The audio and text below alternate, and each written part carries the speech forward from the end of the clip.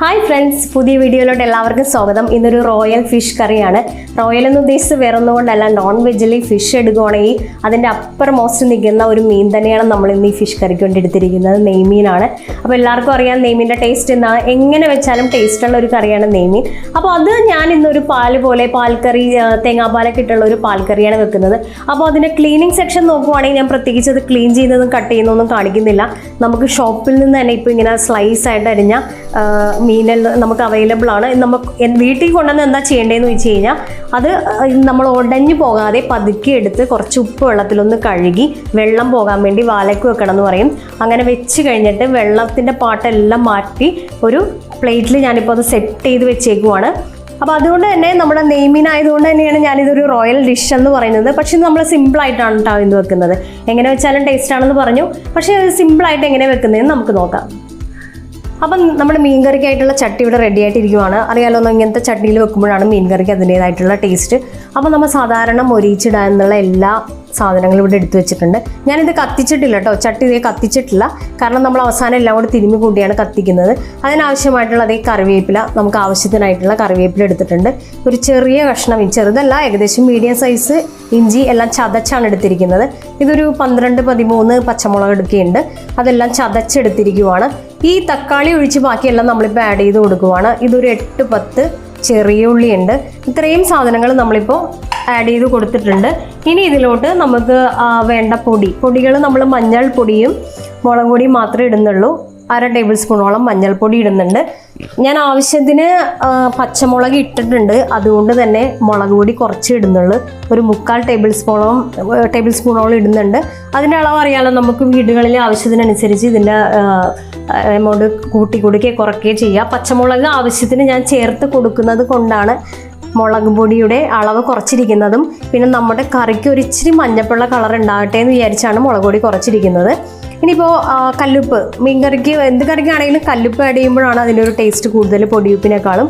അപ്പോൾ ഇതിനാവശ്യമായിട്ടുള്ള ഉപ്പ് ആദ്യമേ തന്നെ ആഡ് ചെയ്ത് കൊടുക്കുവാണെങ്കിൽ മീൻ കറിയിലെല്ലാം പെട്ടെന്ന് പിടിച്ചോളും. ഇനിയിപ്പോൾ നമ്മൾ പൊടികൾ ആഡ് ചെയ്തു, ബാക്കിയുള്ള പച്ചമുളക്, ഇഞ്ചി, വേപ്പില എല്ലാം ആഡ് ചെയ്തു.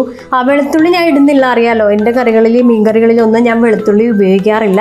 ഇനി ഇതിലോട്ട് നമുക്ക് ഒരു 3 ടേബിൾ സ്പൂണോളം വെളിച്ചെണ്ണയും കൂടി ആഡ് ചെയ്ത് കൊടുക്കാം.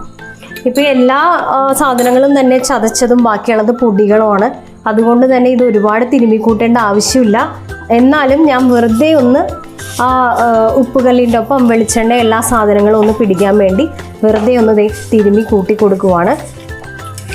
അപ്പോൾ എല്ലാ ഫ്ലേവറും ആ വേപ്പിലയിലും എല്ലാ സാധനത്തിലോട്ടും അങ്ങോട്ട് പെട്ടെന്ന് പിടിച്ചിറങ്ങും. കണ്ടോ, ഇങ്ങനെ നന്നായിട്ടൊന്ന് പീച്ചി കൊടുക്കുക. ഇനി നമ്മൾ ഒരു വലിയ തേങ്ങയുടെ പാല് അടിച്ച 2ാം പാലാണ് ഇത്. നമ്മൾ തലപ്പാലെടുത്ത് മാറ്റി വെച്ചിരിക്കുകയാണ്. ഈ പാല് ഇതിലോട്ട് ആഡ് ചെയ്ത് കൊടുക്കുവാണ്. ഇനിയിപ്പോൾ ഇത്തിരി നമുക്ക് തേങ്ങാപ്പാൽ ഇല്ലെങ്കിൽ വെള്ളം ഒഴിച്ച് കൊടുക്കുന്നതിലും കുഴപ്പമൊന്നുമില്ല. ടേസ്റ്റിൽ വലിയ വ്യത്യാസം വരില്ല എന്നല്ല, തേങ്ങാപ്പാലിന് അതിൻ്റേതായിട്ടുള്ള ടേസ്റ്റ് ഉണ്ടാകും. ഇനിയിപ്പോൾ നമുക്ക് തേങ്ങാപ്പാൽ അധികം ഇല്ലെങ്കിൽ നമുക്കത്, ഞാനിപ്പോൾ വലിയ തേങ്ങയുടെ 2 ഗ്ലാസ് വലിയ തേങ്ങയിൽ അടിച്ച 2ാം പാലാണ് ഒഴിച്ചത്. കുറച്ച് വെള്ളവും കൂടി ഒരു 1/2 കപ്പ് വെള്ളം ഒഴിച്ചു കൊടുക്കുവാണ്. അപ്പോൾ 1 കിലോ നെയ്മീൻ്റെ കണക്കാണ് ഞാനിപ്പോൾ പറഞ്ഞത്. 1 കിലോ എടുത്തിട്ടുണ്ട്. അപ്പോൾ 1/2 കിലോ അതിൽ കൂടുതലോ ഉണ്ടെങ്കിൽ നമ്മൾ ഇതിനനുസരിച്ചുള്ള അളവ് കുറയ്ക്കുകയോ കൂട്ടുകയോ ചെയ്യാം. അപ്പോൾ എല്ലാം തന്നെ നമ്മൾ ആഡ് ചെയ്ത് കൊടുത്തിട്ടുണ്ട്. ഇനി നമ്മൾ ആഡ് ചെയ്ത് കൊടുക്കാത്തത് പുളിയാണ്. മീൻകറിക്ക് പുളിയുടെ ഇമ്പോർട്ടൻസ് എല്ലാവർക്കും അറിയാം. പക്ഷെ പുളി ഞാനിപ്പോൾ ആഡ് ചെയ്ത് കൊടുക്കുന്നില്ല. കാരണം പുളിയുടെ ആ ഒരു കറ ഇതിലോട്ട് പിടിക്കണ്ടല്ലോ. അപ്പോൾ ഇതൊന്ന് തിളച്ച് അതിൻ്റെ എണ്ണ ചെറുതായിട്ടൊന്ന് തെളിയുന്ന സമയത്ത് നമുക്ക് പുളി ആഡ് ചെയ്ത് കൊടുക്കാം. നമുക്കിതിനെ അടച്ചു വെച്ച് നമുക്ക് അതൊന്ന് തിളക്കുന്നവരെ വെയിറ്റ് ചെയ്യാം.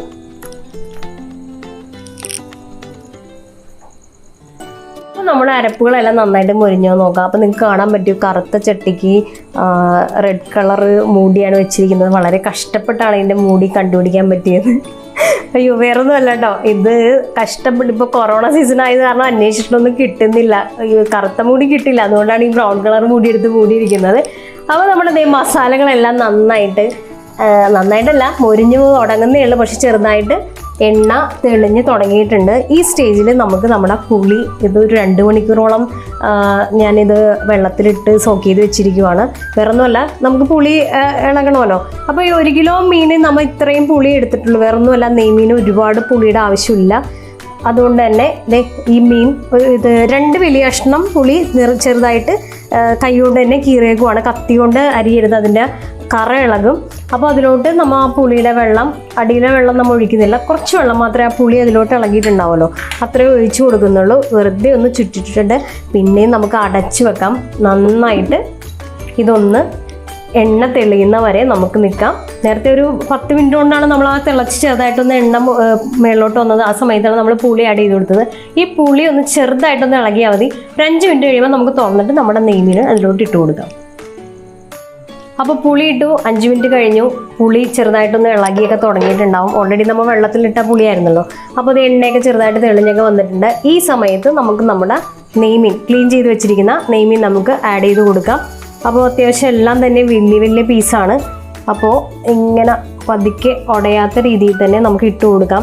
ഇപ്പോൾ ഈ വെള്ളം കണ്ടാൽ മനസ്സിലാകും, ഒരു ഇച്ചിരി കുറവായിട്ടുള്ള തോന്നും. പക്ഷേ ഈ മീനിൽ നിന്നും നമ്മുടെ വെള്ളം ഇത് പുറത്തോട്ട് ഇറങ്ങി വരും. അതുകൊണ്ട് തന്നെയാണ് നമ്മൾ ആ ഒരു വെള്ളം ബാലൻസ് ചെയ്ത് നിർത്തിയത്. ഇനി നമ്മൾ കയ്യിലൊന്നും യൂസ് ചെയ്ത് നമ്മളിത് ഇളക്കരുത്, മീൻ പൊടിഞ്ഞു പോകും. പിന്നെ ഇത് നല്ല ദശയുള്ള മീനായതുകൊണ്ട് തന്നെ ഇതിന് വേവ് ഉണ്ടോയെന്ന് ചോദിച്ചാൽ ഉണ്ട് എന്ന് പറഞ്ഞിട്ട് ഒരുപാട് വേവിച്ച് ഉടച്ച് കളയേണ്ട ആവശ്യമില്ല. അപ്പോൾ നല്ല ഹൈ ഫ്ലെയിമിൽ തന്നെ ഇരിക്കട്ടെ. നമുക്ക് ചെറുതായിട്ടൊന്ന് ആ മേളിൽ പൊങ്ങിയിരിക്കുന്ന മീനൊന്ന് താഴ്ത്തോട്ട് ഇതാക്കാൻ വേണ്ടി ഇതിൻ്റെ സൈഡ് പിടിച്ചിട്ട് ഇതിങ്ങനെ ഒന്ന് ചുറ്റിച്ചു കൊടുക്കാം.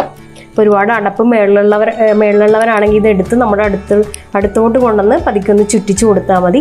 ഈ സമയത്ത് നമ്മുടെ ഫ്ലെയിം ഒന്ന് ചെറുതാക്കിയാലും നല്ലതാണ്. അല്ലെങ്കിൽ നമുക്ക് മേത്തോട്ട് ആ ഒരു ഫ്ലെയിം തീ അവിടെ ആളി പിടിക്കാനായിട്ടുള്ള സാധ്യതയുള്ളതുകൊണ്ട് പറഞ്ഞതാണ്. അപ്പോൾ ഇനി ഇങ്ങനെ വെച്ചിട്ട് ആ മേളിലോട്ട് ജസ്റ്റ് കുറച്ച് ഇതൊന്ന് ഒന്ന് ചേർത്ത് കൊടുക്കുക. പതുക്കെ ഒന്ന് പ്രസ് ചെയ്ത് വെച്ച് കൊടുക്കുക. ഇനിയിപ്പോൾ ഇതൊന്ന് ഇരിക്കുമല്ലോ, ഇതിലെ വെള്ളമെല്ലാം പുറത്തോട്ടൊന്ന് ഇരിക്കും. ആ സമയത്ത് ഇതൊക്കെ താഴ്ന്നോട്ട് പോയി റെഡി ആയിക്കോളും. ഇനി നമുക്കിത് മൂടി വെക്കുവാണ്. നന്നായിട്ടൊന്ന് തിളക്കട്ടെ. അത് കഴിഞ്ഞ് നമുക്ക് നോക്കാം. അപ്പം നമ്മുടെ കറി ഏകദേശം റെഡിയായി കഴിഞ്ഞു. ഇപ്പം നമ്മളിത് ഒരു 15 മിനിറ്റോളം ഇപ്പോൾ ഇത് നമ്മുടെ കത്തിക്കുമായിരുന്നു. അതെങ്ങനെയാണെന്ന് വെച്ച് കഴിഞ്ഞാൽ 5 മിനിറ്റോളം ഹൈ ഫ്ലെയിമിലും ഒരു 10 മിനിറ്റോളം മീഡിയം ഫ്ലെയിമിലിരുന്നാണ് ഇപ്പോൾ ഇത് റെഡിയായിരിക്കുന്നത്. ഇപ്പോൾ എണ്ണയൊക്കെ നന്നായിട്ട് തെളിഞ്ഞു വന്നേക്കുന്ന കാണാം. മീനെല്ലാം ഇപ്പോൾ ഒരേ ലെവലിൽ നിൽക്കുവാണ് വെള്ളം. ഇനിയിപ്പോൾ നമ്മുടെ അടുത്ത സ്റ്റെപ്പ് എന്ന് വെച്ച് കഴിഞ്ഞാൽ നമ്മൾ ഈ തക്കാളി നമ്മൾ നേരത്തെ എടുത്ത് വെച്ചിട്ടുണ്ടായിരുന്നു. അപ്പോൾ പുളിക്ക് വേണ്ടി നമ്മൾ ഇട്ട് കൊടുത്തത് എന്താണ്, നമ്മൾ കുടംപുളി ഇട്ട് കൊടുത്തിട്ടുണ്ടായി. ശരിക്കും ഇത് പുളിക്ക് വേണ്ടി ഇടുന്നതല്ല കേട്ടോ ഈ തക്കാളി. ഒരു കറിക്കൊരു ഭംഗിക്ക് വേണ്ടി നമ്മളിങ്ങനെ മേളിലിങ്ങനെ പെറുക്കി വെച്ച് കൊടുക്കുവാണ്. അത് വേകേണ്ട ആവശ്യമില്ല, വെറുതെ ഒന്ന് ചൂടായാൽ മതി. കാരണം നമ്മൾ സെർവ് ചെയ്യണ സമയത്തെല്ലാം ഈ പകുതി വെന്ത തക്കാളി ഇങ്ങനെ വരുമ്പോൾ നല്ലൊരു ഭംഗിയാണ് കാണാനായിട്ട്. ഇനിയിപ്പോൾ ഇത് എന്താണെന്ന് വെച്ച് കഴിഞ്ഞാൽ നമ്മൾ ഇളക്കിയൊന്നും കൊടുക്കണ്ട. ഞാൻ പറഞ്ഞല്ലോ തക്കാളി വേകേണ്ട ആവശ്യമില്ല. അതുകൊണ്ട് ഇത് ഒരുപാട് ഇനി ഇളക്കി തിളപ്പിക്കാനൊന്നും പോകുന്നില്ല. ഇനി ഇതിൻ്റെ ഫൈനൽ സ്റ്റെപ്പായിട്ടുള്ള നമ്മൾ തേങ്ങാപ്പാൽ അറിയാലോ. ഒരു വലിയ തേങ്ങയാണ് നമ്മൾ എടുത്തിരിക്കുന്നത്. അതിൻ്റെ 2ാം പാൽ നമ്മൾ ആദ്യം ഒഴിച്ചാണ് ഇത് വേവിച്ചെടുത്തത്. ഇനി തലപ്പാൽ നമ്മളിങ്ങനെ ചുറ്റിച്ച് ഒഴിച്ചു കൊടുക്കുവാണ്.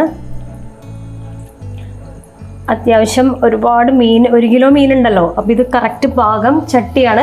ഇനിയിപ്പോൾ ഇതിനു വേണ്ടി ഒരു ചെറിയ പരന്ന അത്യാവശ്യം വീതി ഉള്ളുള്ള വലിയ ചട്ടി എടുക്കുവാണെങ്കിലും അതിൻ്റെ ഉള്ളിൽ പരത്തി നമ്മളിങ്ങനെ നിരത്തി ഇതിങ്ങനെ വെക്കുമല്ലോ.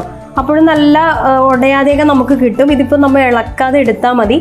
പതുക്കെ ഇങ്ങനെ ഒന്ന് ചുറ്റിച്ചു കൊടുക്കുക. മേത്തോട്ട് തെറിക്കാതെ നോക്കുക ചാറ്.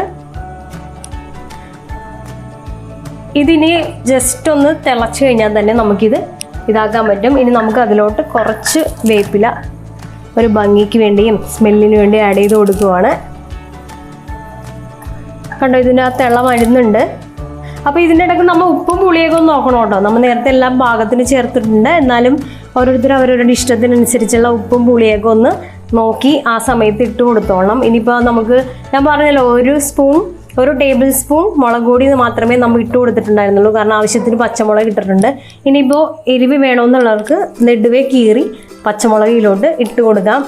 ഇനി നമുക്ക് എല്ലാവർക്കും അറിയാം, മീൻകറിയുടെ ടേസ്റ്റ് ഒരു ദിവസം ഇരിക്കുമ്പോഴാണ്. ഇന്ന് വെക്കുവാണെങ്കിൽ നമുക്ക് നാളത്തേക്ക് എടുക്കുവാണെങ്കിൽ കറക്റ്റ് മീനിലെല്ലാം ഉപ്പും പുളിയും പിടിച്ച് നല്ല ടേസ്റ്റ് ആയിരിക്കുള്ളൂ.